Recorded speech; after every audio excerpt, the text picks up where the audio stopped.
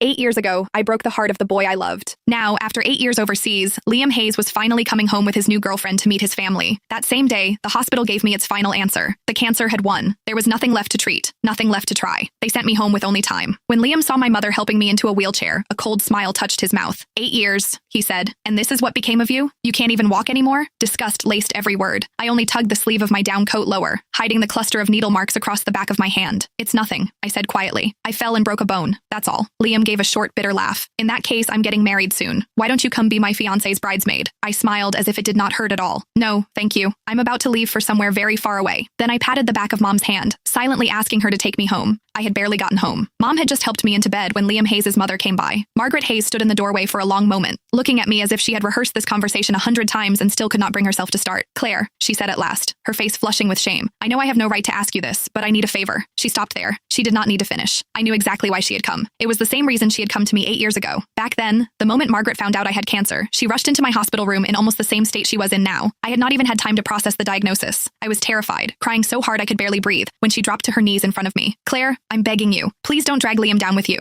He's just been accepted into a program overseas. If he finds out you have cancer, he'll never agree to leave. You and Liam have known each other your whole lives. You've loved each other for so many years. So please, for my sake, let him go. Break up with him. I've arranged everything. I found a boy to help. All you have to do is pretend to kiss him downstairs. Let Liam see it. Make him believe you betrayed him. Then break up with him. That's all. Because of those words, the first thing I did after being diagnosed was not schedule more tests or begin treatment. Instead, I put on the coldest face I could manage, pretended to cheat, forced Liam to hate me, and drove him out of the country without mercy. Sure enough, a second later, Margaret looked at me with guilt in her eyes. Claire, please don't blame me. I had no choice. Liam's girlfriend now was his classmate overseas throughout graduate school and his doctoral program. They're perfect for each other. I really don't want to ruin such a good marriage. You know Liam, he adored you when you were kids. If he finds out the truth about what happened back then, I'm afraid, her voice shook. I'm afraid he'll throw everything away again. So could you stay away from him for a while? You don't have much time left anyway, do you? In your condition, you shouldn't be going out, don't you think? The moment Margaret said those words, my mother grabbed a pack of adult diapers from beside the bed and slammed it down so hard the mattress shook. Seeing that she was about to lose her temper, I quickly tugged at her sleeve and softened my voice. Mom, please. It took several seconds before she managed to hold herself back. Only then did I look back at Margaret.